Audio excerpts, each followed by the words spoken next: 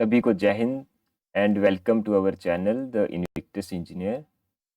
आज हम computer fundamentals की सीरीज़ का नेक्स्ट चैप्टर करेंगे जो है आपका कंप्यूटर लैंग्वेजेस।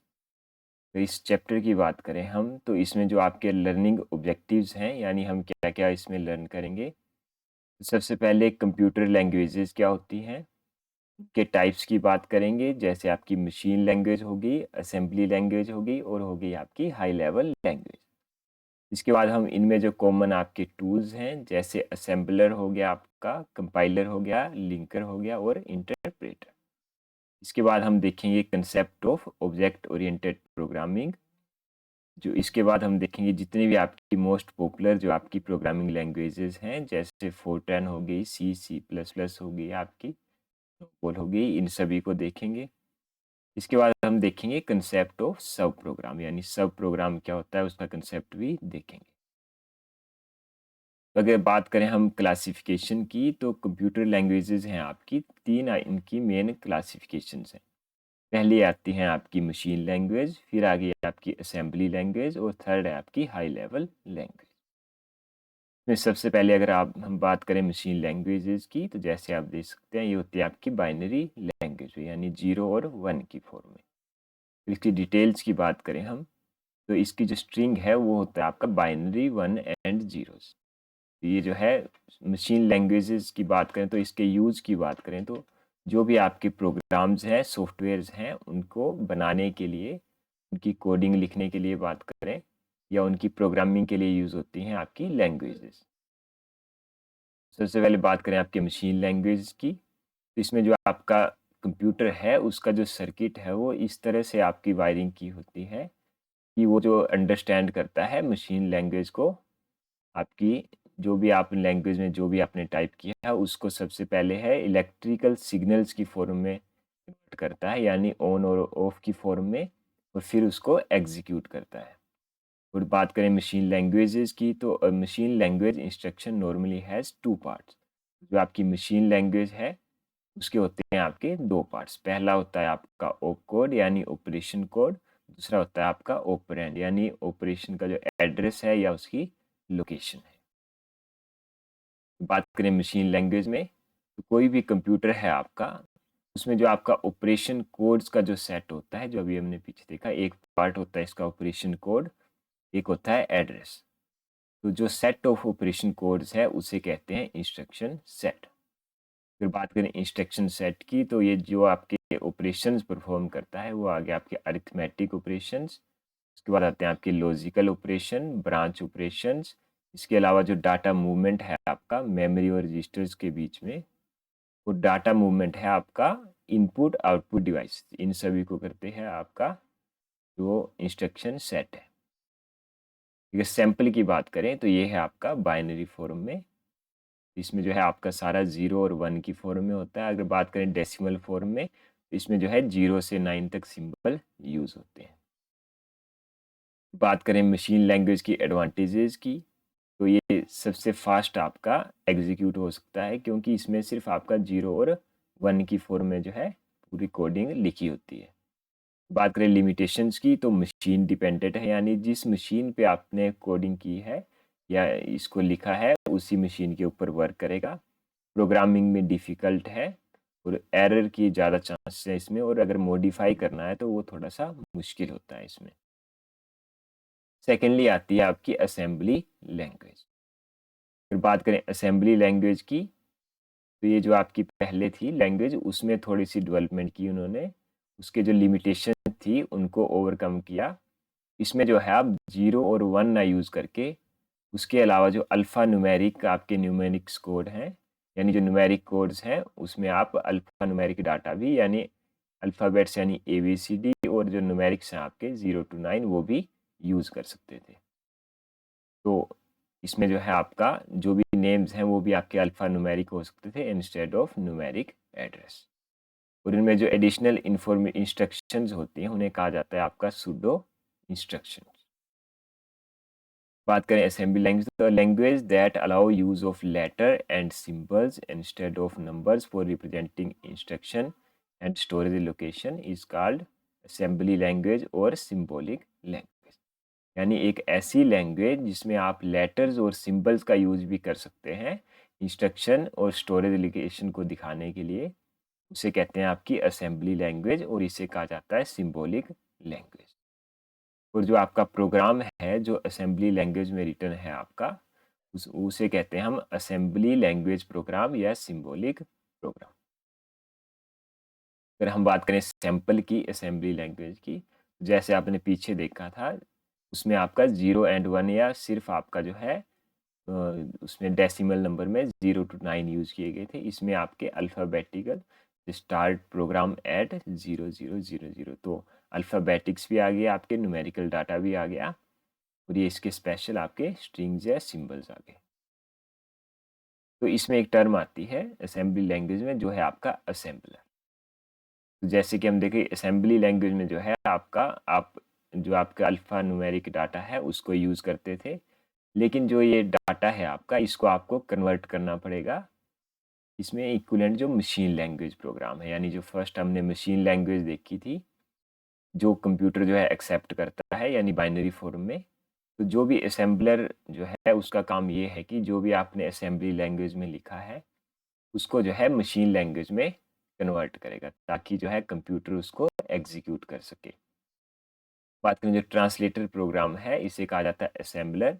ये काम करता है आपका ट्रांसलेशन का, यानी जो भी आपका अल्फा न्यूमेरिकल डाटा है उसको करेगा बाइनरी फॉर्म में या कंप्यूटर अंडरस्टैंडेबल फॉर्म में। बात करें असेंबलर की, तो assembler is system software supplied by computer manufacturer, यानी जो भी कंप्यूटर मैन्युफैक्चरर्स हैं आपके, लिनोवो हो गया आपका, माइक्रोसॉफ्ट हो गया, अदर एचपी, वो सभी प्रोवाइड करते हैं आपका असेंबलर। तो अगर इसका हम फ्लो देखें तो असेंबली लैंग्वेज प्रोग्राम है आपका, उसको इनपुट देंगे किसमें, असेंबलर में आपके, और आउटपुट में हमें मिलेगा मशीन लैंग्वेज प्रोग्राम। इसमें सोर्स प्रोग्राम आ गया और इसमें होता है आपका 1 to 1 कोरेस्पोंडेंस और हमें मिलता है ऑब्जेक्ट प्रोग्राम। तो बात करें एडवांटेजेस की असेंबली लैंग्वेजेस की कि मशीन लैंग्वेज से क्यों अच्छी है, तो ईजियर टू अंडरस्टैंड है आपकी, एरर्स आप आसानी से ढूंढ सकते हैं, easier to modify, no worry about addresses, यानी एड्रेस जो है आपको उसको नोट करने की या बार बार याद करने की ज़रूरत नहीं है, ईजिली रिलोकेटेबल, यानी एक जगह से दूसरी जगह आसानी से आप उसको कॉपी कर सकते हैं या सेंड कर सकते हैं। बात करें एफिशिएंसी ऑफ मशीन लैंग्वेज, यानी फाइनली जो एफिशिएंसी है मशीन लैंग्वेज में कन्वर्ट करके वो भी हमें एफिशिएंसी सेम मिलती है। थर्ड आते हैं इसमें हाई लेवल लैंग्वेजेस। अगर बात करें हाई लेवल लैंग्वेजेस की, ये होती हैं आपकी मशीन इंडिपेंडेंट, यानी मशीन कोई भी हो, कंप्यूटर कोई भी हो, आपने कोई प्रोग्राम लिखा है इस लैंग्वेज में तो वो सभी पे वर्क करेगा। एंड अगर बात करें हाई लेवल लैंग्वेजेस की, तो इसमें जो आपका प्रोग्रामर्स हैं do not require to know anything about internal structure of computer on which high level language program will be executed, यानी जो भी कंप्यूटर है आपका उसके बारे में, उसके स्ट्रक्चर के बारे में जानने की ज़रूरत आपको नहीं पड़ती है, क्योंकि ये जो प्रोग्राम्स हैं ये सभी के ऊपर वर्क करते हैं। ये डील करता है आपका हाई लेवल कोडिंग से, और जो इनेबल करता है प्रोग्रामर को to write instructions using English words and familiar mathematical symbols and expression. इसमें जो आपके नॉर्मल इंग्लिश वर्ड्स हैं उनका यूज़ करके और जो मैथमेटिकल आपके सिंबल एंड एक्सप्रेशंस हैं उनके थ्रू आप कोडिंग कर सकते हैं। तो जैसे कि हाई लेवल लैंग्वेज आ गई तो आपको जो है इस लैंग्वेज को भी मशीन लैंग्वेज में कन्वर्ट करना पड़ेगा ताकि आप यूज़ कर सकें। तो वो उसके लिए जो यूज़ होता है वो है आपका कंपाइलर। कंपाइलर एक ट्रांसलेटर प्रोग्राम है that translate a high level language programme into equivalent machine language. जो आपकी हाई लेवल लैंग्वेज है उसको मशीन लैंग्वेज में करेगा आपका कंपाइलर, और जो असेंबलर था उसका काम था आपका असेंबली टू जो आपका मशीन लैंग्वेज है। बात करें कंपाइलर की, तो compiles a set of machine language instructions for every programme instruction in a high level language. तो ये है सबसे पहले करता है कंपाइल, कंपाइल यानी जो भी प्रोग्राम है पूरे को करेगा आपका इकट्ठा, उसके बाद उसको कन्वर्ट करेगा। बात करें कंपाइलर की, तो ये आ गया आपका हाई लेवल लैंग्वेज प्रोग्राम। इसको इनपुट दिया आपने कंपाइलर में और आपको आउटपुट में मिल गया मशीन लैंग्वेज प्रोग्राम, इसमें भी होती है आपकी होती है 1 टू मैनी कोरेस्पोंडेंस। पीछे आपने असेंबलर पढ़ा था, उसमें था 1 टू 1, इसमें आपका 1 टू मैनी कोरेस्पोंडेंस, यानी एक बार एक जो कोड है वो हर जगह पे या मल्टीपल आपके सिस्टम्स पे वर्क करेगा।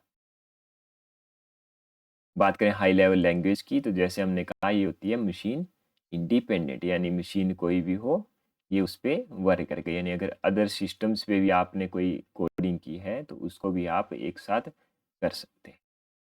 इसमें अगर हम एग्जांपल देखें तो कंपाइलर जो है लैंग्वेज L1 के लिए कंप्यूटर ए पे आ गया, कंप्यूटर बी पे भी वही कंपाइलर सेम आपका यूज़ होगा, तो मशीन कोड है वो रन करेगी P1 के लिए और यहाँ पे P1 के लिए ऑन कंप्यूटर भी, और दोनों ही आपके एग्जीक्यूट हो जाएंगे, यानी दोनों जगह पे आपका जो कंपाइलर है वो सेम वर्क करेगा।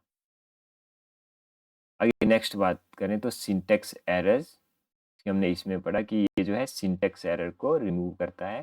तो in addition of doing translation compiler also automatically detects and indicates syntax error, तो सिंटेक्स एरर को भी रिमूव कर देगा, लेकिन आपकी जो लॉजिकल एरर है उसको रिमूव नहीं करेगा। बात करें सिंटेक्स एरर की, तो सिंटेक्स एरर क्या होता है, आपके जो इलीगल करेक्टर्स हैं आपके, कोई आपने कम्बिनेशन करेक्टर्स का गलत लिखा है या आपकी सीक्वेंसिंग गलत है, या जो आपके वेरिएबल नेम है वो सही नहीं है, तो ये आते हैं कोई सिंटेक्स एरर में, यानी उनको रिमूव कर देगा। बात करें कंपाइलर जो है वो लॉजिकल एरर को, प्रोग्राम को रिमूव नहीं करता है। तो लॉजिकल एरर क्या होते हैं, जिसमें आपका फॉर्मूला जो है वो आपका सही है, करेक्टर सही है, लेकिन आपने कोई अदर मिस्टेक की है। जैसे आपका कोई फॉर्मूला है, फॉर एग्जांपल अगर 4 + 8 है, तो आपने जो मेथड यूज़ किया, यानी 4 + 8 तो होना ही है, लेकिन अगर 8 की जगह आप 7 कर देंगे तो आपका आंसर तो फिर भी आ जाएगा, आपको एरर शो नहीं होगा, आंसर आपका डिफरेंशिएट हो जाएगा, वो होते हैं आपके लॉजिकल एरर। बात करें process of removing syntax errors की, तो प्रोग्राम आप स्टार्ट करेंगे तो सबसे पहले उनको एडिट करेंगे, आपका जो भी आपका सोर्स प्रोग्राम है, फिर उसको करेंगे आप कंपाइल। अगर कंपाइलेशन के टाइम पे सिंटेक्स एरर आपका डिटेक्ट होता है, अगर यस, तो जो है लिस्ट ऑफ जो इतने भी एरर मैसेज हैं उनको जो है हम लिस्ट जनरेट हो जाएगी आपकी, और फिर से हम उसको एडिट करेंगे। इन केस आपका कोई भी सिंटेक्स एरर डिटेक्ट नहीं होता है तो हम जाएंगे नेक्स्ट स्टेप पे, जो ऑब्जेक्ट प्रोग्राम है उसको जनरेट करेंगे और आपकी जो प्रोसेस है वो कंप्लीट हो जाएगी। नेक्स्ट आता है इसमें लिंकर। लिंकर की बात करें तो लिंकर क्या होता है, किसी दो चीज़ों को लिंक करने वाला। इसमें अगर हम बात करें कंप्यूटर की लैंग्वेज में, तो for a large software storing all the lines of program code in a single source file will be difficult, यानी अगर कोई बड़ा सॉफ्टवेयर के लिए हम प्रोग्राम लिख रहे हैं, कोड लिख रहे हैं, तो हमें मुश्किल होगा उसके साथ वर्क करने में। और अगर हम एक ही अगर बात करें तो सबसे पहले मुश्किल होगा काम करना, दूसरी बात ये है कि एक ही पर्सन को बैठ के वो प्रोग्राम लिखना पड़ेगा, तो समय भी ज़्यादा जाएगा। और अगर हमें उसके सोर्स प्रोग्राम में कोई चेंज करना है, तो पूरे जो प्रोग्राम है उसको रिकम्पाइल करना पड़ेगा। तो इसके लिए होते हैं आपके लिंकर, यानी एक मॉड्यूलर अप्रोच है आपकी डेवलपमेंट ऑफ लार्ज सॉफ्टवेयर में। तो इसमें जो है आपकी मल्टीपल सोर्स प्रोग्राम फाइल होंगी, यानी जो एक सॉफ्टवेयर है आपका उसको जो है मल्टीपल पार्ट्स में आप बनाएंगे, तो उसके बाद उसको एक साथ कनेक्ट कर देंगे और एग्जीक्यूट कर देंगे। तो यहाँ पे काम आता है आपका लिंकर का, यानी इसमें जो आपका सोर्स प्रोग्राम है उनको इंडिपेंडेंटली यानी अलग-अलग से हम बनाएँगे और फाइनली लिंकर प्रोग्राम के थ्रू उन सबको हम कंबाइन कर देंगे और बन जाएगी आपकी एग्जीक्यूटेबल, आपका जो फाइनल प्रोग्राम है, जिसे कहा जाता है आपका लोड मॉड्यूल, यानी मॉड्यूल को मिला के बन गया आपका लोड मॉड्यूल। बात करें लिंकर के प्रोसेस की, तो ये आ गया आपका program 1, program 2 up to N, जितने मर्जी आपके सब प्रोग्राम हैं या सोर्स प्रोग्राम्स हैं आपके, उन सभी को सबसे हम पहले करेंगे ऑब्जेक्ट प्रोग्राम्स में। उसके बाद जो है लिंकिंग के थ्रू उन सबको हम जो आपके लाइब्रेरी मॉड्यूल्स हैं उसमें सेव करेंगे। ये मॉड्यूल्स बनेंगे आपके और सब एक साथ होके बन जाएगा आपका लोड मॉड्यूल, यानी एक जो एग्जीक्यूटेबल आपका प्रोग्राम फाइल है वो बन जाएगा। ये आ गई आपकी कंपाइलेशन प्रोसेस, ये आ गई आपकी लिंकिंग प्रोसेस। इसमें एक टर्म आती है आपकी इंटरप्रेटर। जो इंटरप्रेटर है वो भी आपका एक हाई लेवल लैंग्वेज ट्रांसलेटर है। जैसे कि आपका कंपाइलर है, ये दोनों ही हाई लेवल लैंग्वेज ट्रांसलेटर है। इन दोनों में फ़र्क की बात करें तो जो आपका इंटरप्रेटर होता है, ये लेता है आपका स्टेटमेंट बाय स्टेटमेंट, यानी एक स्टेटमेंट या एक पार्ट को एक समय में लेगा और उसको ट्रांसलेट करेगा मशीन लैंग्वेज में। तो क्योंकि ये एक स्टेटमेंट को लेता है तो इमीडिएटली एग्जीक्यूट कर देता है उसको मशीन लैंग्वेज इंस्ट्रक्शंस में। जबकि जो कंपाइलर है आपका वो सबसे पहले पूरे आपके सॉफ्टवेयर को कंपाइल करता है, फिर उसको ट्रांसलेट करता है ऑब्जेक्ट प्रोग्राम में। तो अगर बात करें असेंबलर, कंपाइलर्स और इंटरप्रेटर जो हैं इन्हें कहा जाता है लैंग्वेज प्रोसेसर्स। जो असेंबलर, कंपाइलर और इंटरप्रेटर हैं इन्हें लैंग्वेज प्रोसेसर भी आपका कहा जाता है। अगर बात करें इनकी डिसएडवांटेज की, अगर इंटरप्रेटर की, तो ये होता है थोड़ा-सा स्लो, क्योंकि ये पार्ट बाय पार्ट चलता है आपका। एक पार्ट को बनाएगा, फिर एग्ज़ीक्यूट करेगा, दूसरे को ट्रांसलेट करेगा, तीसरे को करेगा, थोड़ा-सा स्लो होता है। ये आ गया आपका इंटरप्रेटर, जो अभी आपकी हाई लेवल लैंग्वेज प्रोग्राम है।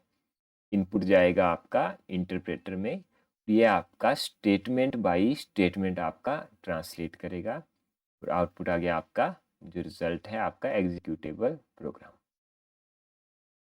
इसके लिए ओवरकम करने के लिए आता है एक टर्म आपकी intermediate language compiler and interpreter. इसमें हम दोनों का ही यूज़ करेंगे, new type of compiler and interpreter.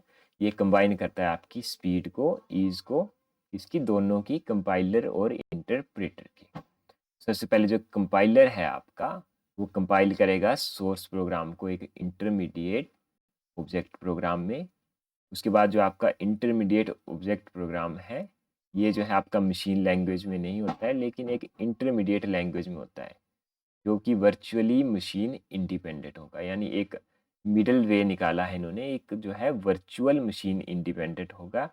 उसके बाद जो आपका इंटरप्रेटर है, interpreter takes intermediate object program and convert it into machine language.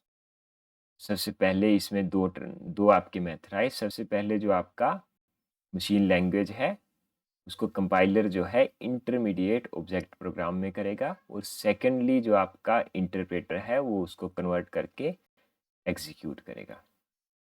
तो बात करें इसके बेस किस पे है, तो ये है आपका आईडीएल, यानी इंटरमीडिएट डेफिनेशन लैंग्वेज स्टैंडर्ड पे बेस है आपका। और इस टेक्निक को कहा जाता है आपका just in time compilation, JIT। ये एडवांटेजेस की बात करें हाई लेवल लैंग्वेजेस की, तो मशीन इंडिपेंडेंट होते हैं, यानी किसी भी मशीन पे कोडिंग आपकी वर्क कर जाएगी। सबसे इजी है लर्न करने में, यूज़ करने में, क्योंकि नॉर्मल जो आपके वर्ड्स हैं वो यूज़ होते हैं इसमें। एरर्स आपकी कम हो जाएंगे, और आप जो है प्रोग्राम का जो कॉस्ट है वो भी कम हो जाएगा। डॉक्यूमेंटेशन अच्छे से होती है, और मेंटेनेंस जो है आप अच्छे से कर सकते हैं। नेक्स्ट आती है आपकी ऑब्जेक्ट ओरिएंटेड लैंग्वेजेस। बात करें ऑब्जेक्ट ओरिएंटेड प्रोग्रामिंग की, तो इसमें क्या है, बेसिकली ऑब्जेक्ट, यानी ऑब्जेक्ट क्या है, जो भी आपको आउटपुट चाहिए, सॉफ्टवेयर चाहिए है, उसको ध्यान में रखते हुए उसके बेसिस पे हम प्रोग्रामिंग करते हैं। तो इसमें जो है आपका मेन, अगर इसके एम की बात करें, तो identify the real world objects of the problem and the processing required of those object. यानी रियल वर्ल्ड में जो भी ऑब्जेक्ट्स हैं या प्रॉब्लम्स हैं, उनको हमें सोल्व करना है, उसके लिए प्रोग्रामिंग करनी है। उसके बाद क्रिएट करते हैं हम जो आपका सिमुलेशंस हैं ऑब्जेक्ट्स का, उनकी प्रोसेसेस और रिक्वायर्ड कम्युनिकेशन बिटवीन ऑब्जेक्ट्स। बात करें OOP की, ऑब्जेक्ट ओरिएंटेड प्रोग्रामिंग की, तो ये बहुत ही आपकी सिंपलर है, ईजियर है एंड फास्टर है। और अगर बात करें OOP फिलोसफी की, तो इसका जो है ऑलमोस्ट हर जगह आपका आजकल यूज़ होता है। ऑब्जेक्ट जैसे हमने देख लिया, इसकी अगर बात करें, इसमें टर्म्स आती हैं आपकी ऑब्जेक्ट। ऑब्जेक्ट होता है आपका, it is a primitive element of a program written in a OOP language. Basic जो एलिमेंट जो है आपका प्रोग्राम का, जो OOP में लिखा गया है, उसे कहते हैं ऑब्जेक्ट। ऑब्जेक्ट में होता क्या है, ऑब्जेक्ट में जो है सेट ऑफ प्रोसीजर होते हैं आपके, और डाटा होता है। बात करें, नेक्स्ट आता है इसमें मेथड। तो मेथड ऑफ ऑब्जेक्ट क्या होता है? It defines the set of operation that the object will execute when it receive a message. यानी जब किसी भी ऑब्जेक्ट को कोई भी कमांड आएगी या आपका मैसेज आएगा तो वो क्या काम करेगा, क्या ऑपरेशन करेगा, वो होता है method. Entire collection of methods of an object is called the message protocol या मैसेज इंटरफेस। जो पूरी कलेक्शन जो है आपकी मेथड्स की किसी भी ऑब्जेक्ट के, उसे कहा जाता है आपका मैसेज प्रोटोकॉल या मैसेज इंटरफेस। इसमें एक वर्ड आया आपका मैसेज। तो मैसेज क्या होता है आपका? Message is mechanism to support communication between objects. तो ऑब्जेक्ट्स, दो मल्टीपल ऑब्जेक्ट्स के बीच में जो भी आपका मेथड होगा आपका कम्युनिकेशन का, उसे कहा जाता है आपका मैसेज। नेक्स्ट आती है इसमें class. Class is a description of one और मोर सिमिलर ऑब्जेक्ट। जब एक या एक से ज़्यादा आपके सिमिलर ऑब्जेक्ट्स एक साथ होंगे तो उसे कहा जाता है आपका class. Each instance of a class is known as an object of the class. तो क्लास के अंदर आपका मेन क्लास होगी, उसके नीचे जो भी आपके आएंगे उसे कहा जाता है का ऑब्जेक्ट ऑफ क्लास। नेक्स्ट आता है inheritance. Inheritance is a mechanism to share codes and behaviour. Inheritance क्या होता है? जैसे हम नॉर्मल भाषा में बात करें तो विरासत, यानी जो आपके मैकेनिज्म जिसमें आप कोड्स और बिहेवियर को अपना शेयर कर सकते हैं। जैसे विरासत में जो बुजुर्ग हैं उनसे आगे हमें कुछ क्वालिटीज़ मिली होती हैं, सेम वे तो a child class inherit all the instance variable methods and class of its parent class. यानी जो आगे चाइल्ड क्लास होगी उसके पास वो सभी आपके वेरिएबल्स मेथड्स होंगे जो पेरेंट क्लास के पास थे। तो a child class can inherit from multiple parent class. तो एक चाइल्ड क्लास जो है मल्टीपल पेरेंट क्लास से भी आपकी जो आपके वेरिएबल्स हैं या मेथड्स हैं वो गेन कर सकती है। तो इसे कहा जाता है आपका मल्टीपल इनहेरिटेंस। बात करें इसमें की एलिमेंट्स की, तो इसमें आता है सबसे पहले आपका जो ऑब्जेक्ट ओरिएंटेड प्रोग्रामिंग है उसमें पहला आता है एब्स्ट्रैक्शन।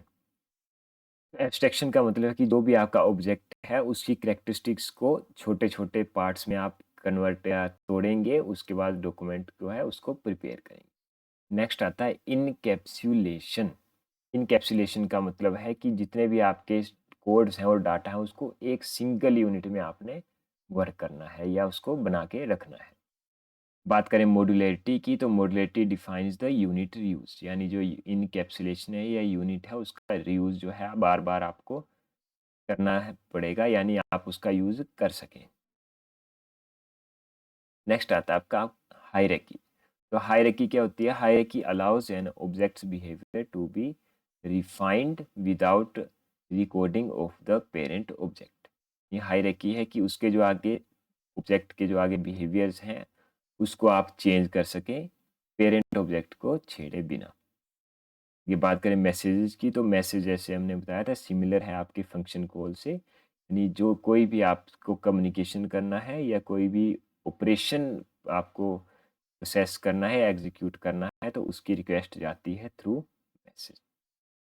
बात करें आगे some important high level languages की, सबसे पहले आ गया आपकी फोरट्रैन यानी फॉर्मूला ट्रांसलेशन। तो इसे डेवलप किया था आपका जॉन बेकर्स और उसकी टीम ने, जो है आईबीएम से, इंटरनेशनल बिजनेस मशीन से। काफ़ी रिवीजन्स के बाद ये फाइनली बनी थी। तो इसका स्टैंडर्डाइजेशन किया आपका एएनएसआई ने एज अ फोरट्रैन 77 एंड फोरट्रैन 90। तो दो वर्जन में इसका स्टैंडर्डाइजेशन किया है।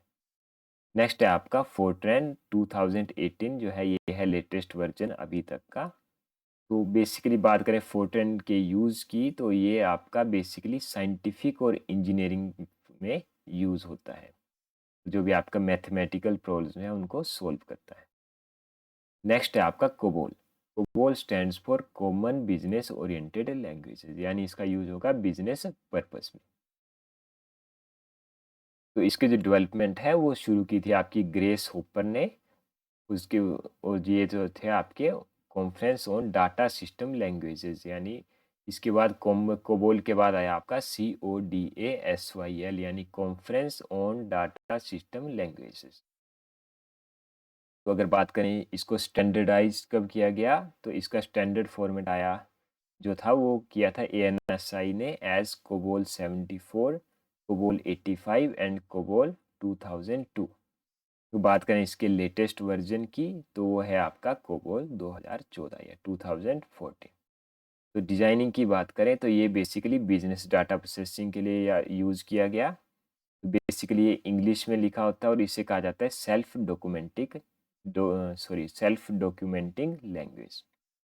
नेक्स्ट है आपका basic beginners all purpose symbolic instruction code, developed by professor John Kemeny and Thomas Kurtz जो थे आपके at Dartmouth college in United States. बात करें इसका स्टैंडर्ड फॉर्म की तो वो किया था ANSI ने एज बेसिक 78। फिर यूज़ की बात करें तो design to be interactive language to use an interpreter instead of compiler. तो बेसिकली कंपाइलर की जगह जो है इंटरप्रेटर यूज़ किया था इन्होंने। बहुत ही सिंपल है आपका इम्प्लीमेंट करने में, बहुत ही सिंपल है आपका लर्न करने में, इसलिए बहुत ज़्यादा यूज़ होता है आपका। तो बहुत ही फ्लेक्सिबल है और पावरफुल लैंग्वेज है। और यूज़ की बात करें तो साइंटिफिक और बिजनेस दोनों में यूज़ होती है, यानी ऑल पर्पस। नेक्स्ट है आपका पास्कल। तो पास्कल जैसे आपने पीछे ही पढ़ा है, पास्कल है आपका ब्लेज पास्कल के नाम पे, जो 17th सेंचुरी के फ्रेंच मैथमेटिशियन थे, लेकिन इन्होंने इसको इन्वेंट नहीं किया है। तो इसको इन्वेंट किया है आपका प्रोफेसर निकोलस वर्थ ने, है federal institute of technology FIT Zurich. इसमें जो है आपका इनकरेज करता है प्रोग्रामर्स को वेल स्ट्रक्चर्ड मॉड्यूलर प्रोग्राम लिखने के लिए। और बात करें recognised as an educational language, basically जो है एजुकेशनल एरिया में बहुत ज़्यादा यूज़ होती है और आपके साइंटिफिक और बिजनेस दोनों एरिया में आपकी वर्क करती है। इसमें जो आपके फीचर्स की बात करें तो manipulate numbers, vectors, matrices, string, set, record, file and list, इन सभी को मैन्युपुलेट कर सकते हैं। नेक्स्ट है आपकी सी लैंग्वेज। तो 1972 में AT&T बेल लेबोरेटरी जो है USA की, वहाँ पे बनी थी आपकी, और इसके जो डेवलपर हैं वो है आपके डेनिस रिची एंड ब्रायन कर्निंघम। अगर बात करें इसको स्टैंडर्ड की तो ये किया था ANSI ने ISO as C89, C90 and C99। ANSI जो अमेरिकन नेशनल स्टैंडर्ड इंस्टीट्यूट है और जो आपका इंटरनेशनल स्टैंडर्ड ऑर्गेनाइजेशन है, इन्होंने किया था C89, 90 एंड 99 नेम से। बात करें हाई लेवल प्रोग्रामिंग लैंग्वेज है आपकी, जो है इनका यूज़ होता है इसमें with efficiency of assembly language, यानी हाई लेवल लैंग्वेज में प्रोग्रामिंग होगी लेकिन जो एफिशिएंसी है वो असेंबली लैंग्वेज की होगी। बात करें इसमें language of choice of programmer for portable system software and commercial software packages like operating system, compiler, spreadsheet, word processor and database management system. तो बेसिकली जितने भी आपकी स्प्रेडशीट हैं, वर्ड प्रोसेसर हैं, डाटाबेस हैं, वहाँ पे इसका यूज़ होता है। नेक्स्ट है आपका C++। तो इसको बोला जाता है C++ is increment operator and C language is incremented to its next level, यानी C का जो नेक्स्ट फॉर्मेट आया आपका वो था आपका C++। तो इसको डेवलप किया था आपका जान स्ट्रोस्ट्रप ने, ये भी आपका बेल लैब्स में 1980 में। बेसिकली इसमें सारे C के एलिमेंट्स जो थे आपके ऐड किए गए थे। तो इसमें एक्सपेंडेड क्या था आपका, जो न्यूमेरस जो ऑब्जेक्ट ओरिएंटेड प्रोग्रामिंग फीचर है वो इसमें ऐड किया गया। इसमें जो प्री डिफाइंड आपकी क्लासेस थी और जो यूज़र डिफाइंड क्लासेस हैं उनको भी आप ऐड कर सकते। एज जैसे कि हमने पढ़ा कि ये C का नेक्स्ट फॉर्म था, तो ये बहुत ही ज़्यादा आपका पावरफुल था लेकिन थोड़ा सा डिफ़िकल्ट था लर्न करने में C से। नेक्स्ट है आपकी जावा। जावा का जो डेवलप किया था वो किया था आपका सन माइक्रो सिस्टम में एक टीम ने, जिसे लेड किया था आपका जेम्स गोजलिंग में 1991 में। तो ये जो है सिमिलरली आपके C++ से सेम थी, लेकिन कुछ इसके फीचर जो हैं बहुत ही सिंपल कर दिए गए थे। और ये भी आपकी मशीन इंडिपेंडेंट है और इसमें यूज़ होता है आपका जस्ट इन टाइम कंपाइलेशन, यानी इंटरप्रेटर और कंपाइलर का एक साथ यूज़ होना। और इसका यूज़ बात करें तो ये होता है आपका एम्बेडेड सिस्टम में, जैसे हैंड हेल्ड डिवाइसेस हैं, टेलीफोन्स हैं, VCRs हैं। इसमें एक आता है आपका JRE जावा रन टाइम इंजन और दूसरा आता है जावा सॉफ्टवेयर डेवलपमेंट किट। तो जावा है JRE फॉर्म और SDK फॉर्म। नेक्स्ट है आपका सी शार्प। फिर बात करें सी शार्प की तो ये भी आपकी ऑब्जेक्ट ओरिएंटेड प्रोग्रामिंग है। इसे डेवलप किया था आपका एंडर्स हेजलबर्ग ने और माइक्रोसॉफ्ट ने रिलीज किया था माइक्रोसॉफ्ट डॉट नेट के पार्ट के रूप में।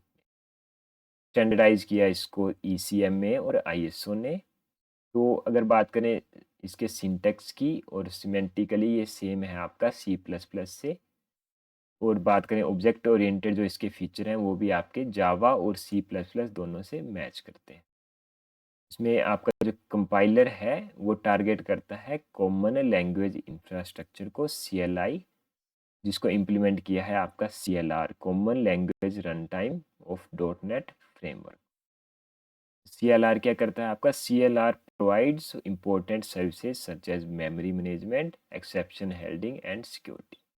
ये बेसिक फीचर प्रोवाइड करता है आपका CLR। नेक्स्ट है आपका पाइथन।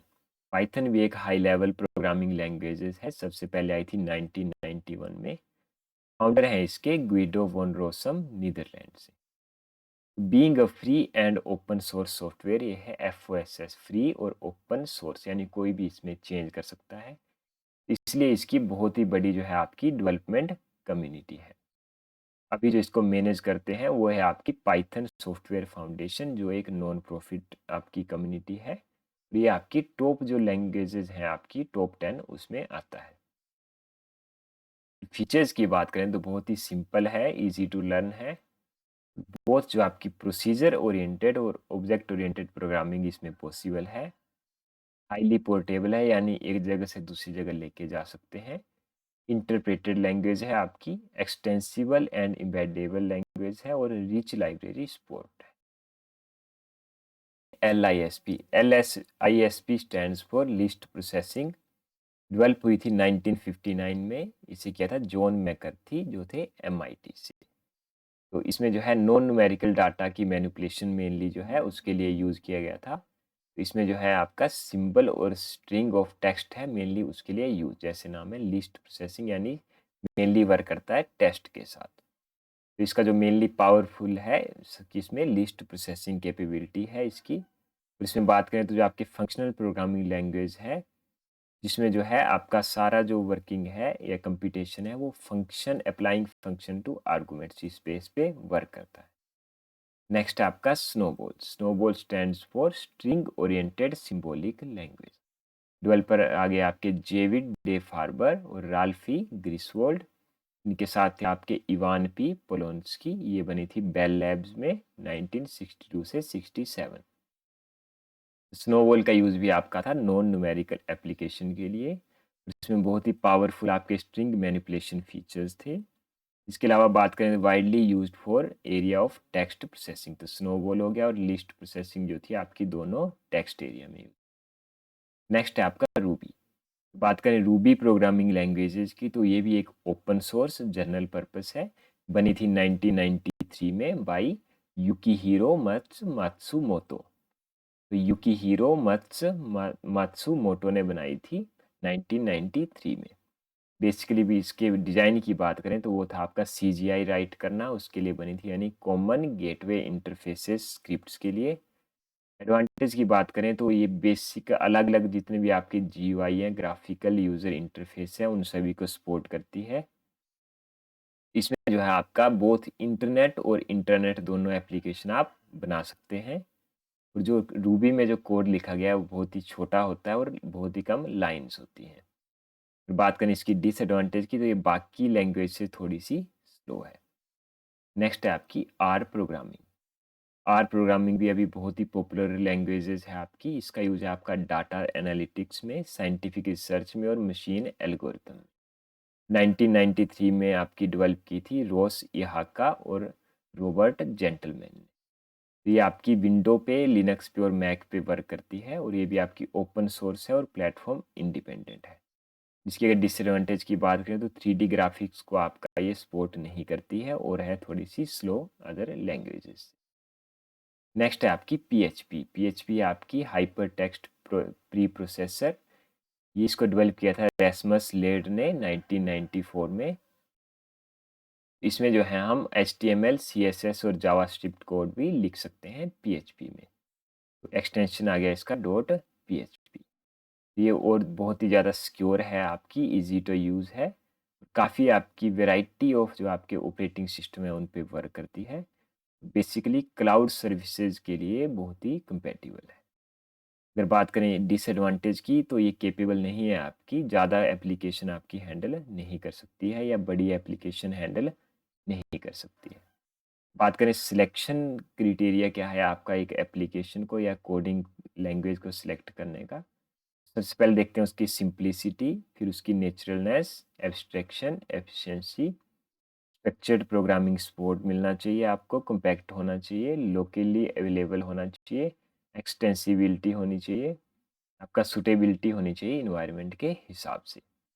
बात करें फैक्टर जो सिलेक्शन में काम आते हैं आपके, नेचर ऑफ एप्लीकेशन, कैसी एप्लीकेशन बनानी है, उसकी क्या-क्या फैमिलिटीज़ हैं यानी समानताएँ हैं लैंग्वेज के साथ, या ईज़ ऑफ लर्निंग होनी चाहिए आपका। और अगर बात करें नेक्स्ट है आपका availability of program development tools, यानी उसको डेवलपमेंट के टूल्स भी अवेलेबल होने चाहिए, एग्जीक्यूशन एफिशिएंसी आ गई, और फीचर्स उसमें जो गुड प्रोग्रामिंग लैंग्वेजेस के फीचर होने चाहिए।